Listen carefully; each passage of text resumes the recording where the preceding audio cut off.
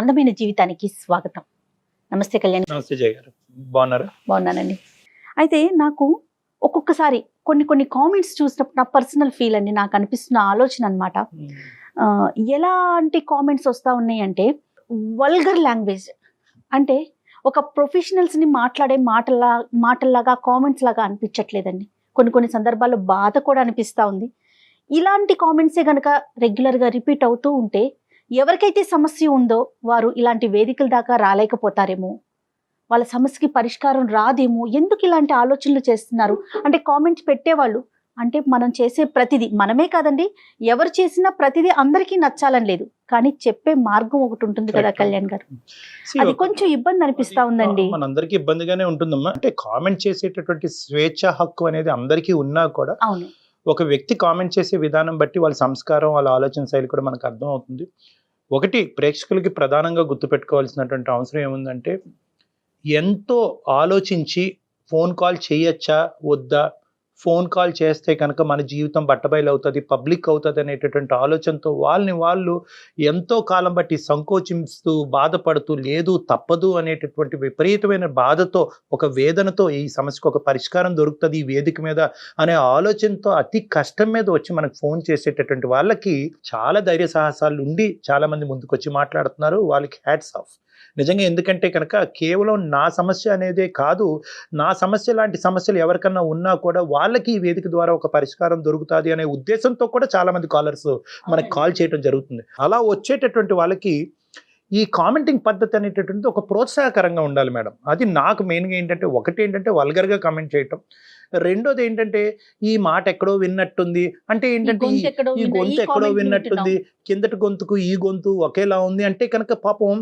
అది ఆ కామెంట్స్ చూసేటటువంటి ఆ బాధితులు ఎవరైతే కనుక అతి కష్టం మీద మనకు ఫోన్ చేస్తున్నారో వాళ్ళకి అనిపిస్తుంది ఇదంతా కూడా నేను చెప్పటం అనేటటువంటిది ఒక ప్రజలు ఒక డ్రామా కింద చూస్తున్నారా, దీన్ని ఒక సినిమా కింద చూస్తున్నారా, ఇది ఒక జీవిత గాథ, ఒక బాధ కింద చూడట్లేదా అనేటటువంటిది చాలా నిరుత్సాహజనకంగా ఉందమ్మా. అవునవును, ఎందుకంటే చాలా మంది ఇప్పుడు ఎవరైతే బాధితులు ఉన్నారో మనకు ఫోన్లో మాట్లాడుతున్నారు, పాపం ఇబ్బంది పడేవారు నాకు కాల్ చేస్తున్నారు, ఏంటి జయగారు మేము మాట్లాడుతుంటే ఇలాంటి కామెంట్స్ వస్తున్నాయి అని. అంటే ఎందుకంటే ఛానల్ వైపు నుంచి రెస్పాన్సిబిలిటీ మందే కాబట్టి ఏం చెప్పాలో అర్థం కాని విషయం కాబట్టి ఈ విషయం ఇవాళ ప్రస్తావన దాకా తీసుకురావడం జరిగింది కళ్యాణ్ గారు. మంచిది. సో ఎంకరేజింగ్ గా ఉండాలి, కామెంటింగ్ సెక్షన్ అనేటటువంటిది ఎంకరేజింగ్ గా ఉండాలి, ప్రోత్సాహకరంగా ఉండాలి. నెక్స్ట్ టైం ఇటువంటి కేసు సినారియో వచ్చినప్పుడు మాకు రానటువంటి ఆలోచన మీకు వచ్చి మేము ఆ ఆలోచనని ఆ బాధితులకు అందించేటటువంటి విధంగా మీ కామెంట్ సెక్షన్ లో కనిపించాలనేటటువంటిదే నా విన్నపం అండి. నేను అతను వరంగల్ నుంచి మెయిల్ చేశారు, వైఫ్ అండ్ హస్బెండ్ మధ్య చిన్న ఇష్యూ అనమాట. అది ఎక్కడ దాకంటే మనం రెగ్యులర్గా అనుకునేటట్టుగానే ఎవరికి వాళ్ళు వెళ్ళిపోదామా అనుకునే పరిస్థితికి వెళ్ళిపోయారు. సో భరత్ రెడ్డితో నేను మాట్లాడతానని చెప్పాను, ఈ రోజు కాల్ చేస్తానండి, ఒకసారి కాల్ చేస్తాను. వరంగల్ నుంచి కాల్ చేశాడు. హలో భరత్ గారండి, నేను సుమన్ టీవీ అందమైన జీవితం ప్రోగ్రామ్ నుంచి కాల్ చేస్తున్నానండి. నమస్తే భరత్, ఎలా ఉన్నారండి? రైట్, మీ బాగున్నామండి. నాతో పాటు డాక్టర్ కళ్యాణ్ చక్రవర్తి గారు కూడా ఉన్నారు. మీ ఇష్యూ అంతా బ్రీఫ్ గా చెప్పాను నేను, ఒక్కసారి మీరు మాట్లాడండి డాక్టర్ గారితో. భరత్, నమస్తే భరత్. ఇప్పుడు మీ మ్యారేజ్ అయ్యి ఎంతకాలం అయింది, సమస్య ఏంటి చెప్పండి. పెళ్ళయి 4 ఏళ్ళు అయింది సార్. ఇవి అంటే ఇది సమస్య అనలేను, అలా అని చెప్పి వదిలేదానికంటే ఎలా వదిలేయాలో కూడా అర్థం కావట్లేదు. ఇప్పుడు నేను ఒక ఐటీ కంపెనీలో వర్క్ చేస్తున్నానండి. మా ఆవిడ కూడా లాస్ట్ 3 years నుంచి, అంటే మ్యారేజ్ కన్నా ముందు నుంచి వర్క్ చేస్తుంది ఐటీ కంపెనీలో. సో ప్రాబ్లం వచ్చేసి తన శాలరీ ఏంటని కానీ, తన బ్యాంక్ అకౌంట్ డీటెయిల్స్ కానీ, తన కార్డు అంటే క్రెడిట్ కార్డు స్టేట్మెంట్స్ కానీ, పిన్ నెంబర్లు కానీ, ఇవేవి నాకు తెలియదండి. మెయిన్ అదొకటి. ప్లస్ నేనేమైనా అడిగితే దాని గురించి కానీ నీకెందుకు అన్నట్టు మాట్లాడుతుందండి తను. అంటే మెయిన్ అంటే ఇప్పుడు భార్య భర్త అన్నాక ఇంట్లో ఖర్చులు కానీ ఏదన్నా తెలుసమానం అంటారు కదండి. అవును. సో తను జాబ్ చేసుకోవడం నాకు ప్రాబ్లం ఏం లేదు, తను అయినది. కానీ ఇప్పుడు నా బ్యాంక్ డీటెయిల్స్ నాకన్నా తనకు ఎక్కువ తెలుసు నా గురించి. నేను పెట్టే ప్రతి రూపాయి ఖర్చు కానీ, నేను ఎక్కడికి వెళ్తున్నాను, నా బ్యాంక్ స్టేట్మెంట్ ఏంటి, నా ట్రాన్సాక్షన్స్ ఏంటి, ఇవన్నీ తనకు తెలుసు. కానీ తన శాలరీ ఎంత అనేది నాకు తెలియదు, తన అకౌంట్ డీటెయిల్స్ నాకు తెలియదు. ఇది ఏమైనా అడిగితే రోజు గొడవలు అవుతున్నాయి ఇంట్లో, నీకెందుకని మాట్లాడుతుంది. సో ఇది ఎవరికి చెప్పుకోవాలో ఎలా చెప్పుకోవాలో అర్థం కాక మీకు మెయిల్ చేశాను. భరత్ అక్కడి వరకు అర్థమైంది ఏంటంటే తనకు సంబంధించినటువంటి ఫైనాన్షియల్ ఆస్పెక్ట్స్ అనేది దాంట్లో తను చాలా గోప్యంగా ఉంచుతుంది. మీరు ఎంత అడిగి తెలుసుకోవాలనుకున్నా కూడా ఆ ఇన్ఫర్మేషన్ అనేది మీకు రావట్లేదు. ఇప్పుడు ఖర్చులు ఎలాగా అంటే ఇన్పుట్ అనేది ఓకే, ఖర్చులు ఎలాగా అంటే ఎవరు ఖర్చు పెడుతున్నారు, ఎవరు ఈఎంఐలు కడుతున్నారు? మొత్తం నేనే ఖర్చు పెడతానండి. నా శాలరీ అంటే భర్తగా నా బాధ్యతలు నేను నిర్వహిస్తాను, 100% నిర్వహిస్తున్నాను. కానీ భార్యగా తను కూడా తను చూసుకోలేదండి, తను కూడా చేయాలి కదా కొంచెం అన్నా. ఏమేమి పెద్ద పెద్దవి ఏమున్నాయి భరత్? అంటే హౌస్ ఈఎంఐ ఏమైనా ఉందా, ఇంటి ఏమైనా ఏమున్నాయి, మేజర్ ఖర్చులు ఏమున్నాయి మీది? రెంట్ కానివ్వండి, అంటే ఇల్లు కొందాం ప్లాన్ చేస్తున్నాము. సో నాకు వచ్చే శాలరీలో ఇంత, ఈ శాలరీలో ఈ ఖర్చులతో ఇప్పుడు ఇల్లు కొనేంత పరిస్థితి నాకు లేదండి. ఈ 4 years బట్టి భరత్ తన అకౌంట్ లో మిగిలినటువంటి డబ్బుల్ని ఎక్కడన్నా ఎఫ్డి వేయటం కానీ లేదంటే ఎక్కడన్నా సేవ్ చేసేటటువంటి పద్ధతిని ఎక్కడన్నా జరిగిందా, లేదంటే అది అలాగే ఉందా ఇప్పుడు వరకు అంత బ్యాంక్ లో తనకి? అసలు తెలియదు సార్, తనకు వచ్చే శాలరీ ఎంత అనేది తెలియనప్పుడు ఇవన్నీ ఎలా తెలుస్తుంది? ఎలా సాధ్యం అండి 4 ఏళ్ల నుంచి తెలియకుండా? పిల్లలు ఉన్నారా భరత్ మీకు? ఒక బాబు అండి, బాబు. బాబు. ఇంటి ఖర్చులు, బాబు ఖర్చులు, తన మెయింటెనెన్స్, నా మెయింటెనెన్స్ అన్ని నేను చూసుకుంటానండి. ఈ ఒకే ఏరియాలోనేనా భరత్ మీ ఇద్దరి మధ్యన ట్రాన్స్పరెన్సీ లేకపోవడం అనేది? అంటే మీ సైడ్ నుంచి అంత ట్రాన్స్పరెంట్ ఈ ఒకే ఏరియాలో, మిగతా అన్ని ఇష్యూస్ లో కన్నా ఆ అమ్మాయి ఏంటి, ఆ అమ్మాయి ఆలోచన ఏంటి, వ్యవహారాలు ఏంటి, పద్ధతులు ఏంటి, మాటలు ఏంటి, everything else you know about it? అన్ని తెలుసు. ఈ ఒక్క విషయంలోనే నాకు ఏ విషయం చెప్పట్లేదు, ఏ క్లాస్ రావట్లేదు. దీనివల్ల మిగతా విషయాలన్నింటిలో ఇప్పుడు గొడవలేదు, డిస్టర్బెన్స్ వచ్చేస్తుంది. కాదు భరత్ గారు, మీకు మీ ఫ్యామిలీ వరకైనా బర్డెన్, లేకుంటే మీ పేరెంట్స్ ని కూడా మీరు ఏమన్నా చూసుకోవాలా, అలాంటి అవకాశం అలాంటిది ఏమన్నా ఉందా మీకు? అలా ఏం లేదండి, మా వరకే ఉంటాం. మీ వరకే మీరు. ఆ అమ్మాయి పర్మిషన్ లేకుండా మీరు డబ్బులు వేరే చోటకు పంపిస్తున్నారనో లేదంటే వేరే విధంగా ఖర్చు పెడుతున్నారనే ఆలోచన అమ్మాయికి ఉందా? అంటే వేస్టేజ్ ఆఫ్ ఫండ్స్ జరుగుతున్నాయి అనేటటువంటి అభద్రత అమ్మాయికి ఏమన్నా ఉందని అంటారా? ఇప్పుడు నేను పెట్టే ప్రతి రూపాయి ఖర్చు తనకు తెలుసు అండి. తనకు తెలుసు. ఓకే. తనకు తెలుసు, నా అకౌంట్ డీటెయిల్స్ తెలుసు, నా ఆన్లైన్ పేమెంట్లు కానీ, గూగుల్ పే కానీ. తను ప్రశ్నిస్తుందా ఎందుకండి ఏమండి ఇది అనవసరం కదా, ఈ ఖర్చు అనవసరం కదా, ఇది అక్కర్లేదు కదా అనేటటువంటి ప్రశ్నిస్తుందా తన? ప్రతిదీ ఉంటుందండి. ఇప్పుడు ఐటీ కంపెనీ సార్, ఇప్పుడు ఒక క్లయింట్ కలవాలనుకో దేనికో బయటకు వెళ్తాము, రెస్టారెంట్ ఖర్చు పెడతాము, మీటింగ్స్కి వెళ్తాము, ఖర్చు అవుతుంది. వాళ్ళ కంపెనీ మీటింగ్ కి మీరు ఎందుకు ఖర్చు పెట్టాలని అడుగుతారు. కస్తూరి గారిని అడిగినప్పుడు ఆవిడ ఏమంటారండి, నా ఇష్టం అంటదా లేదంటే ఏదైనా ఒక బలమైన కారణం చెప్తారు? నా సంపాదన నా ఇష్టం, నీకు చెప్పాల్సిన అవసరం ఉంది. నా ఇష్టం. ఓకే. నేను అడిగితే మాత్రం చెప్పట్లేదు. అర్థమైంది. ఫ్యామిలీకి సంబంధించి మాత్రం ఇన్వాల్వ్ కాదు. ఇప్పుడు ఏదైనా షాపింగ్కి వెళ్ళి వచ్చింది, ఎంత ఖర్చు అయిందంటే నీకెందుకు అంటాం. ఇంట్లో ఖర్చులు నేనే చూసుకుంటాను, బాబు ఖర్చులు నేనే చూసుకుంటాను, ఇంటి ఖర్చులు మొత్తం నేనే చూసుకుంటాను. ఒకటైతే వెరీ క్లియర్ కదా భరత్, అంటే ఆ అమ్మాయి మీకు తన ఫైనాన్షియల్ ఇన్పుట్స్ చెప్పకపోవటం అనేటటువంటిది మనం ఖండించవలసినటువంటి అంశమైనా కూడా ఆ అమ్మాయి కూడా ఏమీ తన సొంత ప్రయోజనాలకు ఇంకోటో తన డబ్బులు ఖర్చు పెట్టేసి విచ్చలవిడిగా డబ్బులు పాడు చేస్తుందని అయితే మాత్రం మీకు అనిపించట్లేదు కదా? అదేమీ కాదు. ఓన్లీ థింగ్ ఏంటంటే ఆ ఫైనాన్షియల్ ఆస్పెక్ట్స్ లో మీ వరకు తెలియకుండానే ఇన్ఫర్మేషన్ గోప్యంగా ఉంచుతుంది. ఇద్దరంగా సంపాదిస్తున్నప్పుడు ఒక ట్రాన్స్మిషన్ ఉంటే మంచిదే, కానీ మీకు అనుమానం ఏం లేదు కదా ఆ డబ్బులు వేరే దారి పడుతున్నాయి అనేది? అనుమానం ఏం లేదు కదా? అనుమానం ఏం లేదు సార్, అనుమానం లేదు. ఒక విషయం చెప్తే నాకు కూడా ఉంటుంది కదా అసలు వస్తుంది. దీని గురించి మన ఫ్యూచర్ ప్లానింగ్స్ కానీ, బాబు గురించి అని కానీ ఇవి తెలియాలి కదా. ఒకటైతే నేను ఖచ్చితంగా చెప్పగలను భరత్ గారు, ఇక్కడ మీరు అనుమానం పడి భయపడవలసినటువంటి అంశం ఏమీ లేదు. ఏదో బలమైనటువంటి కారణం అయితే బ్యాక్గ్రౌండ్ లో ఉంటుంది. ఎటొచ్చి ఆ అమ్మాయి ఏంటంటే చెప్పట్లేదు. నెంబర్ 2 ఏంటంటే నా ఇష్టం అనేటటువంటి పదం ఇక్కడ కరెక్ట్ కాదు, సబబు కాదు. ఒక 4 సంవత్సరాల పాటు జీవితాన్ని ప్రారంభించిన తర్వాత నా ఇష్టం నీ ఇష్టం అనుకుంటే అది సంసారం అన్నారు. మనం సహజంగా చూస్తాం, అబ్బాయిలు చెప్పరు నా సంపాదన నా ఇష్టం నీకేంటి చెప్పే అనే నేచర్ చూస్తుంటాం, ఎక్కువగా చూస్తుంటాం. ఇది మనకి రివర్స్ గా ఏమన్నా ఆవిడ అందుబాటులో ఉన్నారా కస్తూరి గారు, భరత్ గారు బై ఎనీ ఛాన్స్? అంటే ఇప్పుడు తను ఆఫీస్ లో ఉండొచ్చండి ఇప్పుడు ఉన్నదే. మరి డిస్టర్బ్ చేయకూడదు, పర్లేదా? మాట్లాడదామండి, నేను కాల్ చేస్తాను. చేయండి విషయం చెప్పండి భరత్. ఓకేనండి, సరేనండి. రైట్ మేము హోల్డ్ లో ఉంటాము, ఒకసారి చూడండి. ఓకే ఇప్పుడే కలిసి. ఇనీషియల్ లెవెల్లోనే దీన్ని ఒక నెగిటివ్ గా మనం పొట్రే చేయటం అన్నది కరెక్ట్ కాదు మేడం. ఎందుకంటే బహుశా at the end of the day అమ్మాయికి ఇప్పుడు భరత్ గారు ఎలాగైతే వర్క్ హోమ్ అనేది ఉందో అమ్మాయికి వర్క్ హోమే. హలో ఎక్కడున్నావు? ఆఫీస్ లో ఉన్నా. ఒక 5 minutes మాట్లాడాలి, ఫ్రీ ఉన్నావా? లేదు, ఎందుకు? కొంచెం మాట్లాడేది ఉంది, దాని గురించి ఎందుకు చేస్తాను కాల్? లేదు, నాకు వర్క్ ఉంది ఇప్పుడు. నాకు వర్క్ ఉంది, తర్వాత మాట్లాడతా. ఒక్క 5 minutes అప్ప, వేరేం లేదు, ఒక 5 నిమిషాలు. ఓకే వెయిట్, నేను బయటకు వచ్చి మాట్లాడతా.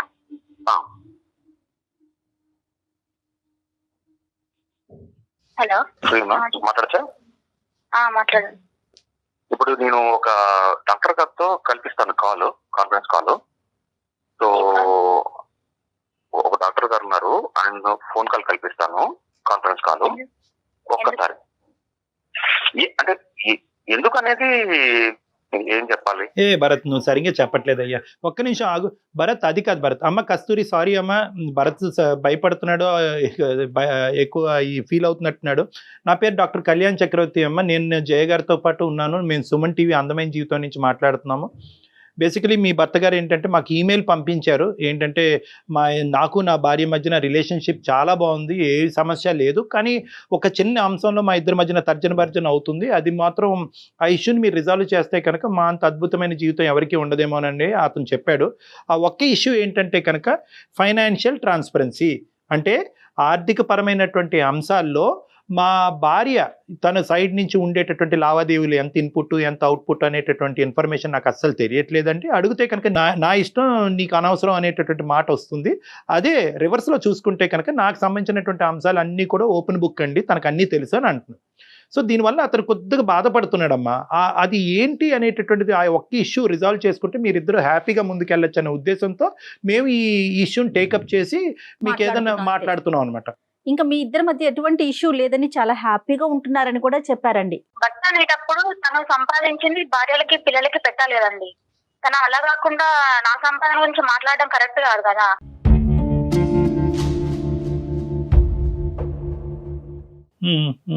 కాదు కస్తూరి, ఇప్పుడు నేను సంపాదిస్తున్నాను కరెక్టే, కానీ నువ్వు కూడా సంపాదిస్తున్నావు కదా. ఇప్పుడు ఇద్దరు సమానం ఖర్చు పెట్టాలి కదా. ఇద్దరు సంపాదిస్తున్నప్పుడు ఒక ఇంటికి ఇద్దరం కలిసి ఖర్చు పెట్టాలి కదా. అందుకే అవసరం వచ్చినప్పుడు, నాకు ఏదైనా అవసరం వచ్చినప్పుడు అప్పటికైనా అడగాలంటే నేను అడగలేను కదా. ఇప్పుడు అడగడం ఏముంది కస్తూరి? ఇప్పుడు నాకేమన్నా ఇప్పుడు ఇంట్లో అవసరం పడింది అనుకో, నీకు పని చేయాలంటే ఇంట్లో నాకు ఆకలిస్తుంది అనుకో, అన్నం పెట్టమని అడగట్లేదా? ప్రతిసారి మిమ్మల్ని అడుకోవాలంటే కష్టం అండి. నా సంపాదన నాకే ఉంది కాబట్టి నేను ఈ డిస్కషన్ కూడా నువ్వు పెట్టకూడదు అసలుకి ఇలా ఫోన్ చేసి.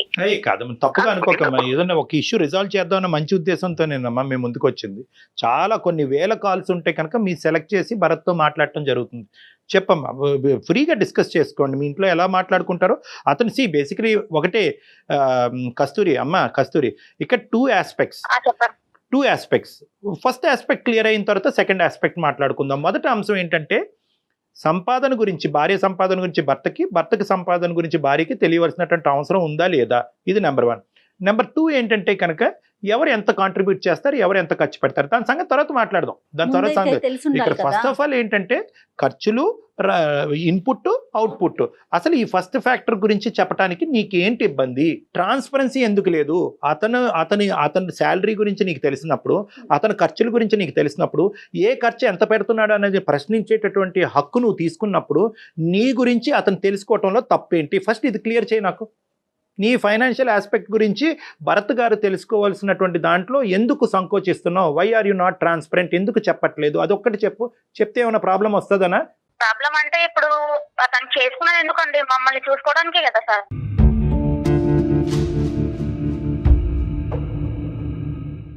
నీకు నా ప్రశ్న అర్థం కావట్లేదు నాన్న. ఇది మీరు చెప్పకపోవటానికి కారణం ఏంటి అంటున్నారు డాక్టర్ గారు. ఏదైనా రీజన్ ఉందా? బలమైన కారణం ఉందా? అంటే నా సంపాదన అనేది తనకు అనవసరం కదండి. అతని సంపాదన నీకు అనవసరం కదమ్మా కస్తూరి. నువ్వు అమాయకంగా మాట్లాడుతున్నావు, ఎలా మాట్లాడుతున్నావు నాకు అర్థం కావట్లేదు. కాదమ్మా కస్తూరి, ఇదివరకు రోజుల్లో మనం ఇంట్లోనే ఉండేవాళ్ళం ఆడవాళ్ళు. ఎప్పుడు మన అమ్మమ్మలు ఇంకా ఇప్పుడు అలా కాదు కదా. మగవారితో సమానంగా మనం బయటకు వస్తున్నాం, మనం కూడా సంపాదిస్తున్నాం కదా. ఇదివరకు రోజుల్లో ఆడవాళ్ళు ఇంట్లో ఉండేవాళ్ళు కాబట్టి భర్తే చూసుకోవాలి, కుటుంబాన్ని పోషించాలి అనేవారు. ఇప్పుడు ఆ రోజులు మారాయి కదా కస్తూరి.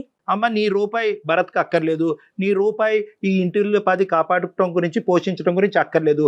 ఫస్ట్ ఆఫ్ ఆల్ నీ శాలరీ ఎంతో భరత్కి చెప్పేదానికి అవకాశం ఉందా లేదా? చెప్పానండి, అదంతే నేను చెప్పానండి. అది నా పర్సనల్ విషయం.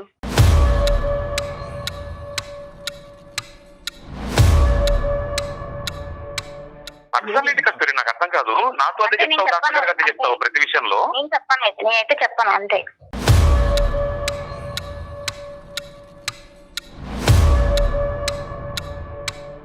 నేను ఎందుకు చెప్పాలి చెప్పు?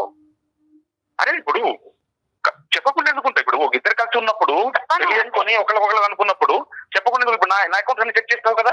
నేనైతే చెప్పను, నువ్వేమైనా అనుకో, నేనైతే అలా చెప్పను. కాదు నాన్న, కాదు నాన్న ఇదంతా మొండిగా మాట్లాడుతుంది. You are not taking your life anywhere. అనవసరంగా శుభ్రంగా ఉండవలసినటువంటి జీవితాన్ని చేతులారా చెడగొట్టుకున్నట్టు అవుతుంది. అది పద్ధతి కాదు. కస్తూరి, ఒక్కసారి నీ సెన్సిబిలిటీ యూజ్ చేసి మాట్లాడి, ఇమోషన్తో మాట్లాడద్దు. మేము కూడా ఈరోజు మీ కుటుంబ సభ్యులు లాంటి వాళ్ళమే, మేము బయట వ్యక్తులు కాదు. మీ మంచి కోరి మేము మాట్లాడుతున్నాం. ఇక్కడ ఒకే ఒక అంశం, నువ్వు చెప్పొద్దు. ఈ రోజు నుంచి నువ్వు చెప్పడం ఆపేసే, మీ ఆయన కూడా చెప్పడం ఆపేస్తాడు. ఓకేనా నీకు? మీ ఆయన కూడా చెప్పడం. డబ్బుల దగ్గర ఇంత డిస్కషన్ పెట్టడమే తప్పండి. మళ్ళీ డబ్బుల దగ్గర ఇంత డిస్కషన్ పెట్టి 14 పెట్టి ఏం చేద్దాం అనుకుంటున్నావు నన్ను? కాదు కస్తూరి, అసలు భార్యాభర్తలు అన్నాక దాపరికాలు ఏంటమ్మా కదా? నేను అడిగినప్పుడు చెప్పట్లేదు. కరెక్ట్ కాదు కదా. కాదు కస్తూరి, నేను అడిగినప్పుడు నేనైతే చెప్పను. చెప్పట్లేదు. నేనైతే ఏమన్నా అనుకో, నేను బరాబర్ చెప్తావేమో అని చెప్పను నేను. అలాంటి కస్తూరి నాకు అర్థం కాదు. నేను అంతే అంట. పద్ధతి కాదు కదా. నా ఇంట్లో ఉన్నప్పుడు వేరు, ఇప్పుడు ఇక్కడ తీసుకొచ్చినావు అంటే నేను ఎందుకు చెప్పాలి నీకు? అమ్మ, అతను నాకు ఫోన్ చేసినందుకు, నీ పర్మిషన్ లేకుండా ఈ సబ్జెక్ట్ ఇక్కడ తీసుకొచ్చినందుకు అతని తరపున నేను నీకు సారీ చెప్తున్నాను. కానీ ఇప్పుడు సబ్జెక్ట్ రిజాల్వ్ చేద్దాం. ఓకే, నీకు చెప్పకుండా ఇలా తీసుకురావటం కూడా ముందే చెప్పాలి. భరత్, నిన్న రాత్రి నువ్వు ఇలా ఫోన్ రావచ్చు, వాళ్ళ దగ్గర నుంచి రావచ్చు, అప్పుడు నేను నీకు ఫోన్ కలుపుతాను. చెప్పలేదండి అదే అందుగురించి నువ్వు అప్సెట్ అయ్యావని నాకు అర్థం అవుతున్నామా, అందుకే నువ్వు అంత మొండిగా వాదిస్తున్నావు అని చెప్తున్నాను. నేను ఏమంటున్నానంటే, అతను ముందుగానే నిన్ను ప్రిపేర్ చేయవలసింది. ఓకే, ఇది పక్కన పెడదాం తల్లి.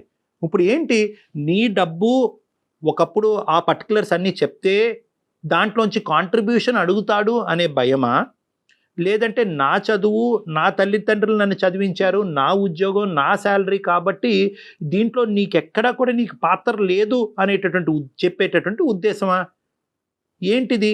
అంతే కదండి. నాకైతే నా తల్లిదండ్రులు నన్ను చదివించినారు కాబట్టి ఆ శాలరీ అని నాకే ఉంటుంది అంతే. నేను తనని మాత్రం 1 రూపాయి కూడా అడగను ఎప్పుడు. కానీ భార్య పెళ్లి చేసుకున్నందుకు భార్యకి పెట్టాల్సినది బాధ్యత తనదే ఉంటది.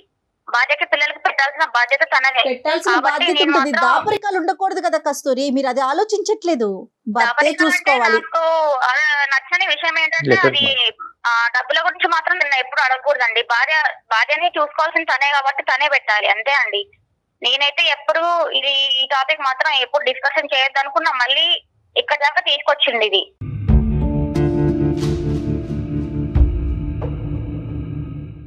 బాధ్యత ఉంది కస్తూరి, బాధ్యత ఉంది కాబట్టి ఇన్నేళ్ళ చూసుకుంటున్నాను నేను. కానీ నీ బాధ్యత కూడా ఉంటుంది కదా నాకు. వేరు ఇప్పుడు తీసుకొచ్చింది వేరు. ఈ టాపిక్ ని ఇక్కడే ఇంతకు ముందే మాట్లాడుకున్నాం కదా, అయిపోయింది. మళ్ళీ ఇక్కడ దాకా తీసుకొచ్చినా అంటే నేను ఏమన్నా నేను మాట్లాడుకుంటున్నా కానీ ఆన్సర్ దొరకట్లేదు కస్తూరి. నీకు అదే కదా నేను రోజు మాట్లాడేది ఇంట్లో. ఫ్యూచర్ లో నేను ఏమన్నా నాకు ఏమైనా కావాల్సి వచ్చినా నేను కొనుక్కోగలను నా డబ్బులతో. నేను అడగాల్సి పెట్టేదానికి నేను అడగలేను కదా. మీరు బ్యాచిలర్స్ కాదు కదమ్మా కస్తూరి. నీకేం తక్కువ చేశానని? ప్రతి ఒక్కటి నేను అడగాలంటే అన్ని తక్కువ చేసావు నువ్వు. నాకు తక్కువ అన్ని తక్కువ చేసావు అంతే, ఏం లేదు. నా సంపాదన నాకు ఉండాలి, నా సేఫ్టీ నాకు ఉండాలి అంతే. కాదు కస్తూరి, ఒక విషయము, పోయిన లాక్డౌన్ మూమెంట్ లో వర్క్ ఫ్రమ్ హోమ్ చేసినప్పుడు జీతం సగం పట్టా గానీ నువ్వు ఎటువంటి 1 రూపాయి ఇచ్చావా నాకు? నేనే కూడా తప్పు చేసి పెట్టాను కానీ ఇచ్చావా నాకు? ఇచ్చావని క్వశ్చన్ మార్క్ అడగడం వేస్ట్. భరత్, ఇవ్వటం మాట చాలా దూరం విషయం అయ్యా. నువ్వు ఇవ్వటం గురించి వదిలేసే. ఇవ్వటం అమ్మాయి కాంట్రిబ్యూట్ చేయాలని అనుకోవట్లేదు క్లియర్ కట్గా. అట్లీస్ట్ ఏంటంటే, ఇది నేను అమ్మాయికి ఏం అర్థం అయ్యేటట్టు ట్రై చేస్తున్నానంటే, ఇది ఒక సెల్ఫ్ రెస్పెక్ట్ సంబంధించినటువంటి ఒక అంశం. అంటే భర్త యొక్క శాలరీ తెలుసుకున్నటువంటి భార్య, నా శాలరీ చెప్పటం నీకు అనవసరం, నా ఫైనాన్షియల్ ఆస్పెక్ట్ నీకు అనవసరం అంటే కనుక ఇది ఒక గౌరవానికి సంబంధించినటువంటి అంశం. ఓకే, దాని వెనకతలో ఒక బలమైనటువంటి కారణం ఉందనుకోండి. చాలామంది భార్యలు నా దగ్గరికి వస్తూ ఉంటారు, ఏమో చెప్పొచ్చు కదా మీ ఆయనకంటే. ఎందుకు సార్, రేపటి నుంచి నన్ను హింస పెడతాడు, బాధ పెడతాడు, మందు బాటలు కొనుక్కొని వచ్చి ప్యాకెట్ ఆడి తందనాలు ఆడతాడు సార్, అందుగురించి నాకేమీ రాలేదు, నేనేం చేయట్లేదు, లేదంటే వచ్చిన డబ్బులు ఎక్కడో తాకట్టు పెట్టానని చెప్తే కనుక పోతుంది కాబట్టి నేను చెప్పనండి అంటారు. సో ఇక్కడ కూడా మేము ఏమంటున్నామంటే, మీ భర్తకి ఎటువంటి అలవాట్లు లేవు. మీ భర్త ఏమి ఇప్పుడు నీ జుట్టు పట్టుకునో నిన్ను థ్రెట్ చేసో నీ డబ్బులు ఇక్కడ కాంట్రిబ్యూట్ చేయాలనేటటువంటి అంశం గురించి అతను ప్రస్తావించట్లేదు.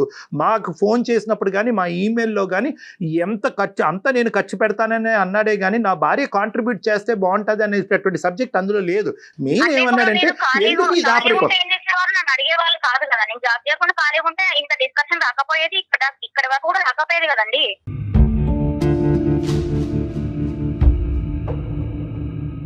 కానీ మీరు చేస్తున్నారు కదా కస్తూరి. ఇప్పుడు మీకు పెళ్లి కాలేదు అనుకుందాము, ఇంట్లో ఉంటారు, తల్లిదండ్రులకి చెప్పరా మీ డీటెయిల్స్ ఏమి, మీరు ఎక్కడికి వెళ్తున్నారు, ఎంత సంపాదిస్తున్నారు, ఎంత సేవ్ చేస్తారు? చెప్తామండి. తనంటే భర్త కాబట్టి తనే చూసుకోవాలి ప్రతి ఒక్కటి. ఆ రెస్పాన్సిబిలిటీ అనేది తనకు ఉన్నది. కాదు కస్తూరి, ఒకసారి ఆలోచించండి, తను చూడను అనట్లేదు. She's thinking that that area of our life is exclusive. అది తనకి సంబంధించింది, తన తల్లిదండ్రులు వాళ్ళ తల్లిదండ్రులు పడినటువంటి కష్టానికి వచ్చినటువంటి ప్రతిఫలం కాబట్టి ఆ అంశానికి సంబంధించినటువంటి ఇష్యూ ఎవరికి తెలియక్కర్లేదు అనే ఒక బలమైనటువంటి బీజం ఈ అమ్మాయి బ్రెయిన్ లో పడింది.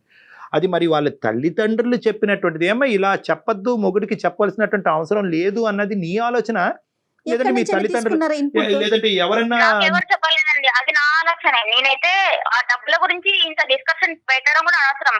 తనకి ఇంత సాలరీ వస్తే నాకు ఇంత చూసుకోవడం, నా ఫ్యూచర్ గురించి ఆలోచించడం అదొకటే చేయాల్సిన పని. నా డబ్బుల గురించి డిస్కషన్ పెడుతుందంటే స్టార్టింగ్ నుంచి నాకు అసలు నచ్చట్లేదండి ఈ విషయం మాత్రం. అసలు ఓ నీకు నచ్చట్లేదమ్మా? అదే అర్థమవుతుంది. అది ఒక్క సబ్జెక్ట్ బాగా అర్థమవుతుంది. నీకు నచ్చట్లేదు, ఫోన్ కాల్ ఇలా రావటం నచ్చట్లేదు, నా డబ్బుల గురించి మాట్లాడటం నచ్చట్లేదు, నేను ఖర్చు పెట్టను అనే అంశం పబ్లిక్ చేయటం అన్నది నచ్చట్లేదు. నీకు నచ్చినటువంటి అంశాలే చెప్తున్నావు కానీ ఎందుకు నచ్చట్లేదు అన్నది చెప్పట్లేదు. ఇప్పుడు ఇదే సబ్జెక్టు మీ అమ్మ నాన్న కూడా ఇక్కడ మా ఎదురు బదులే ఉన్నారని అనుకోండి, అమ్మ నాన్న ఎదుర్కొంటే చెప్తాం. ఏమమ్మా మీ రెస్పాన్సిబిలిటీ కదండి, బాధ్యత చేసుకున్న వాళ్ళే చూసుకోవాలనేది బాధ్యత. మళ్ళీ రిటర్న్ మమ్మల్ని అడగాలంటే ఆడపిల్లల్ని అడగడం అవసరమా? అసలు కరెక్ట్ కాదు కదండి అది.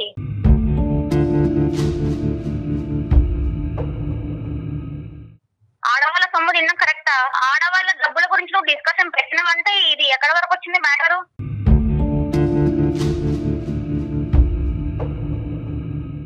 నానా భరత్, మీ ఆవిడ వ్యవహారం వెనక నుంచి ముందుకైనా, ముందు నుంచి వెనకైనా ఒకే సబ్జెక్ట్ వస్తుంది. ఆవిడ దగ్గర నుంచి ఇంకో రెస్పాన్స్ రావట్లేదు. ఏంటంటే కనుక సింపుల్ ఒకటే లైను.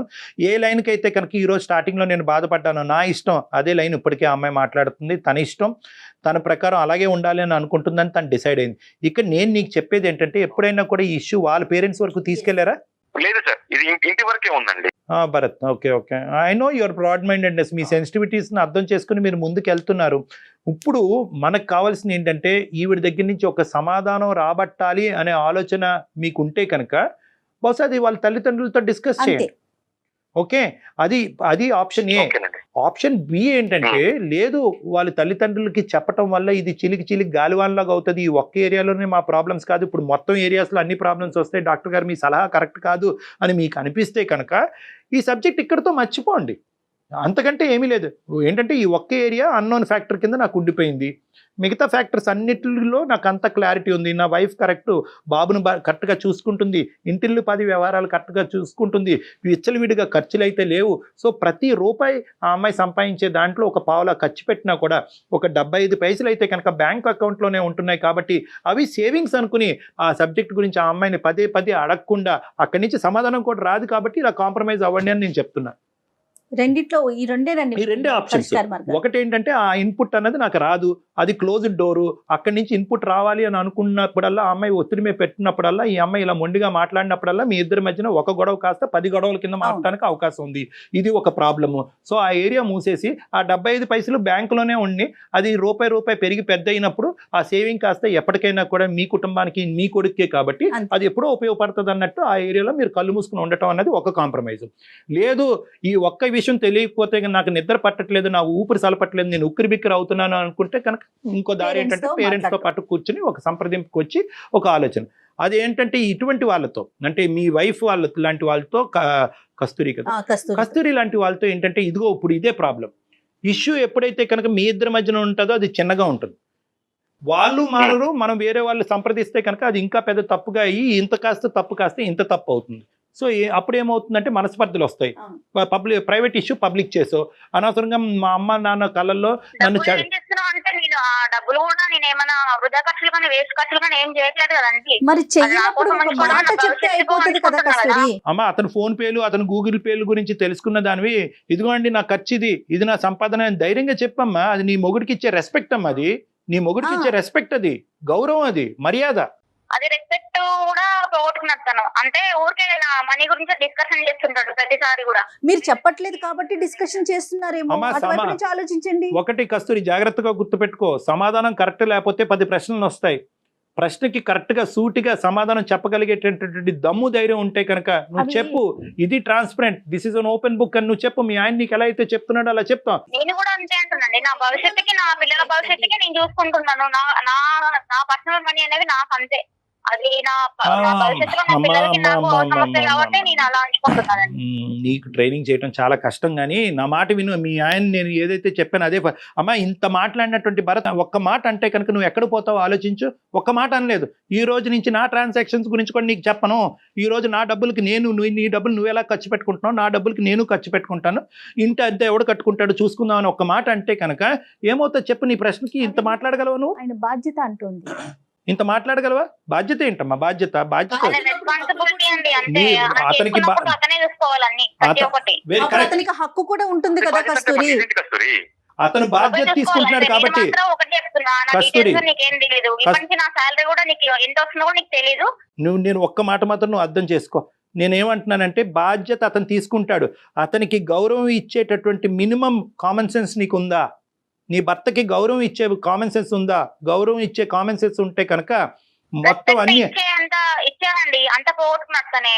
ఇప్పుడు ఆ డబ్బుల గురించే డిస్కషన్ ఇక్కడ దాకా వచ్చింది. ఓన్లీ డబ్బుల వల్లనే పోగొట్టుకున్నాడమ్మా కస్తూరి. మిగతా విషయాల్లో బానే ఉంటారా అతను భరత్? మిగతా విషయాల్లో బానే ఉంటారండి. ఊరికి సాలరీ గురించి ఎంత వస్తుంది ఏంటి ఇదే మరి డిస్కషన్ అండి. ఒక్క స్టెప్ ముందుకెళ్ళి మీరు చెప్పలేరా? ఎక్కడం అంటే చెప్తావు, అన్ని ఖర్చులు చూసుకోవాలంటే తను నాకు ఫ్యూచర్ కోసం నేను ఉంచుకుంటాండి. నాకు నీ భర్త కాదా? నీ బిడ్డ కాదా? నీది నాది కాదమ్మా. నా మాట కదా, అది మీది, ఇది మనది అని అనుకున్నప్పుడే మీరు అందరూ సంతోషంగా ఉండగలరు. కస్తూరి, నువ్వు ఏదో ఆలోచించకుండా మాట్లాడుతున్నావు. డాక్టర్ గారు ఆల్రెడీ మీకు సారీ చెప్పారు, మీకు చెప్పకుండా కాల్ చేసినందుకు. మరోలా భావించకండి, ఈ ఇష్యూని మళ్ళీ తీసుకోకండి. ఓకే కస్తూరి, థ్యాంక్ యూ అండి. భరత్ గారు ఒకసారి ఆలోచించండి. డాక్టర్ గారు చెప్పిన ఒక 2 పరిష్కారాలు మీకు సూచించారు, చూడండి. ఇప్పుడు కూడా పర్లేదు భరత్. ఇప్పుడు ఏంటంటే అమ్మ కస్తూరి, ఏమన్నా ఇంకో సెకండ్ థాట్ ఉందా? అదే మాట అంతే అండి. ఇంకా నేనైతే ఆ డబ్బుల గురించి మాట్లాడితే మాత్రం నేనేం మాట్లాడదలుచుకోలేదు. నేనైతే చెప్పను, అంతే. సరే తల్లి, ఇంకా నేనేం మాట్లాడినమ్మా. ఇది ఏంటంటే నీ సంస్కారం, మీ తల్లిదండ్రులు పెంచిన విధానం, నీ బాధ్యతలు ఎప్పటికైనా కూడా నీకు అర్థం కావాలి అనే దేవుడికి ప్రార్థిస్తూ మేము సెలవు తీసుకుంటున్నామమ్మా. నేను మాత్రం ఇక్కడ సజెషన్ భరత్ మాకు చేశాడు కాబట్టి భరత్కి మేము చెప్పే సజెషన్ ఏంటంటే ఈ 2 ఆప్షన్స్ ఆర్ అవైలబుల్ భరత్. ఆ పాయింట్ నీకు ఎప్పటికీ రాదు అని కాంప్రమైజ్ అవటమా, లేదంటే తల్లిదండ్రుల ముందు పంచాయతీ పెట్టటమా? మొదటిది ఒక సెకండరీ థాట్, అది పెద్ద పట్టించుకోవద్దు, కొంతకాలం వదిలేసేది. ఎందుకంటే తల్లిదండ్రుల వరకు వెళ్తే కనుక ఈ అమ్మాయి ఇంకా విపరీతంగా ప్రవర్తించే అవకాశం ఉంది. కాబట్టి అట్లీస్ట్ ఆ ఏరియా టచ్ చేయకుండా మిగతా ఏరియాస్ చూస్తూ ఆనందిస్తూ ముందుకెళ్ళటమే జీవితం అన్నట్టుగా భావించు Bharat, please. Thank you Bharat, thank you very much for your time. Right అండి, రైట్. ఇప్పటి వరకు ఇన్ని కాల్స్ మాట్లాడాం మనం కళ్యాణ్ గారు. ఎక్కడికో చోట ఏదో ఒక పాయింట్ లో కాంప్రమైజ్ చేయగలిగాం. మనం ఈ అమ్మాయిని చేయలేకపోయాం, చూసారా? తను ఒక లైన్ పెట్టుకుంది, దాని నుంచి ఇటుకాని అటుకాని కదలట్లేదు. మళ్ళీ మిగతా విషయాలు బాగుందని చెప్తున్నాడు చూడండి అతను. మేబీ ఏంటంటే తనకు ఒక ఫైనాన్షియల్ పరమైనటువంటి ఇన్సెక్యూరిటీ చిన్నప్పటి నుంచి చూసిందేమో అని నాకు అభిప్రాయం అమ్మా. సో బ్యాక్గ్రౌండ్ లోకి వెళ్తే కనుక బహుశా మనం ఇంకా టైం సరిపోలేదు, కానీ బ్యాక్గ్రౌండ్ లోకి వెళ్తే కనుక తల్లిదండ్రులు డబ్బుల విషయంలో ఎంత జాగ్రత్తగా ఉండాలి, మన డబ్బుని మనం ఎలా కాపాడుకోవాలి అనేటటువంటి ఇంగ్రీడియంట్ ఈ అమ్మాయి బ్రెయిన్ లో బాగా బీజం వేసినట్టున్నారు. అందుగురించి నేను ఏమంటున్నానంటే ఆ ఆప్షన్ కూడా ఇచ్చాను. బహుశా ఇక్కడ రానటువంటి నిజాలు తల్లిదండ్రుల ముందు కూర్చుంటే కనుక ఆ నిజాలు వస్తాయేమో అని అంటున్నాను. అది బహుశా భరత్ జాగ్రత్తగా ఆలోచించుకుని ఆ విషయంలో ఒక నిర్ణయం తీసుకుంటే మంచిదమ్మా. రైట్ అండి, thank you so much Kalyan. నమస్తే.